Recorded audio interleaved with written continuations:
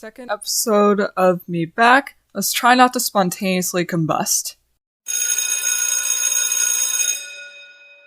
I know, you all missed me. Just kidding.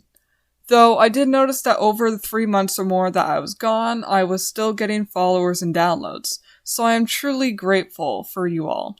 Although, before I get into today's topic, I noticed that on Anchor, only people in the US can cash out the money that they've earned. So unless that changes at some point that I continue making episodes, then I will have to change to either Spreaker or to a different platform that allows Canadians to cash out. So far for what I'm planning is to continue recording and making episodes to grow my platform, and then once I believe I'll be able to make money off of podcasting and be able to put it back into my podcast, then I'll transfer back to Spreaker.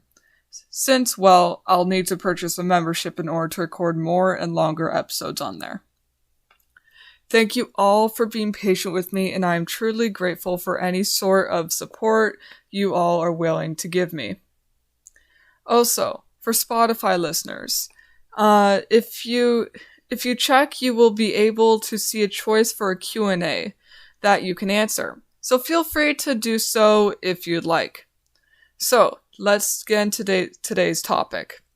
The books I'll be reviewing today are Pretty Little Wife by Darby Kane, which I could have sworn I already reviewed, but I guess not. Angels and Demons by Dan Brown.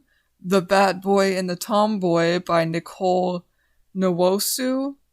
Divergent by Veronica Roth. Insurgent by Veronica Roth. And 40 Studies That Change Psychology by Ph.D. Roger R. Hock. Alright, first off, let's get into Pretty Little Wife by Darby Kane. It was pretty boring at the beginning, and I'm not a big fan about how the author did things. Instead of making it suspenseful and making us use our heads in terms of trying to figure out who the killer is, they instead told us right off the bat. Though over time it started to get a little bit better and I started to actually get interested in it. So all in all, I would recommend it as long as you're patient with slow storytelling. I give it a 51 out of 100. Next, Angels and Demons by Dan Brown. It certainly taught me quite a bit in terms of science, religion, and how they work. Something that especially fascinates me is the fact that the entire story is written over the course of a single day. Yet it's still so long. Seriously, it took me, I think, like 3 months just to finish it. I certainly loved all of the plot twists, and I'm certain that you will too. I give this book a 76 out of 100. Though best if you are patient with huge books. Like, the book is small, but there's so many pages. And the writing's pretty small too. Alright, next, The Bad Boy and the Tomboy by Nicole Nwosu. Sorry if I'm butchering that. I first bought this with my now ex, and the title of the book alone made me want to read it. Though the synopsis certainly was my final decision. Though I'm not a huge fan of the formatting of it all, but it's fine. It is a Wattpad book after all. One of my favorite characters was by far a boy named Caleb. He wasn't one of the main characters, but he was a main character's best friend. I loved him because of his love for writing, and I know for a fact that I'd love having debates with him. And just imagine the philosophical talks that we could have together. It's too bad that there's nobody like that at my school. It would be amazing. I wish the author would write an entire novel series with him as the main character, though I know that will never happen. I 100% recommend this book, even if Caleb isn't your type. I'm positive that you will find a character you love within that story. I give it a 90 out of 100 due to the formatting that I didn't like all that much. It was double-spaced and just wasn't required. It just took up too much space in order to fill up a page count or something. Alright, next up, Divergent by Veronica Roth. Veronica Roth is by far my number one favorite author. I read her Carve the Mark duology and all of And as of writing this, I am reading Allegiant, which is the third book in her Divergent trilogy. She is an amazing author, and my goal is to be just as good, and if not, better than her someday. Her stories never fail to amaze me, make me fall in love, and continue to think about her stories long after reading them. This book was no different. The complicated relationship between the two main characters was so amazing, and I especially loved how the story wasn't rushed to the point where they were automatically on to the next step. It had the perfect amount of tension and time spent together. Even if you don't want to read a book for the romance aspect of it, the plot of the story is more than enough to satisfy you action-adventure dystopia fans. I 100% recommend that you all read it. I give this book a 98 out of 100, since there are always points that I'm confused as to what's happening.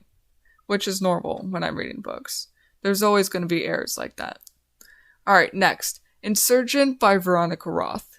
Amazing, amazing, amazing. Though it wasn't as good as the first book, it's still a phenomenal read. The drama, arguments, and twists will make you absolutely incapable of stopping. 89 out of 100. Everyone read it. Finally, 40 Studies That Change Psychology by Ph.D. Roger R. Hock. Though this isn't a fictional story, it is still highly educational. Plus, I like how the author put everything together. They didn't use any complicated words that throw off the reader or make them feel discouraged. Which, with the other psychology book I'm reading right now, is especially angering from experience. Authors will sometimes use complicated words that are impossible to pronounce just to please their own ego and try to seem smarter than they really are. The book I'm talking about is called The Origins of Creativity by Edward O. Wilson. Though it can be educational in some aspects, it still barely actually goes over creative writing, or creativity in any aspect at all. Most of the time the dude is talking about ants in his university life, so that book definitely doesn't belong in the psychology section or genre. Anyway, I give 40 Studies That Change Psychology an 81 out of 100. I highly recommend that you read it. It is educational, interesting, and easy to understand. Alright. Currently, I am reading Allegiant by Veronica Roth, as well as The Origins of Creativity by Edward O. Wilson. So in the next book review, you will be able to hear me share what I thought about those and give a rating on them. Though you could probably already tell how I will eventually be reviewing them. If you made it this far into the episode, then thank you and welcome. There's something I'd like to mention. With Anchor, my listeners can send me an audio that I can play on my podcast. So if you'd like to, feel free to send me in some audio. How I may even be able to do a Q&A episode if I get in enough audio messages sent in. That's redundant. Anyways. I did something. No, back down. Okay.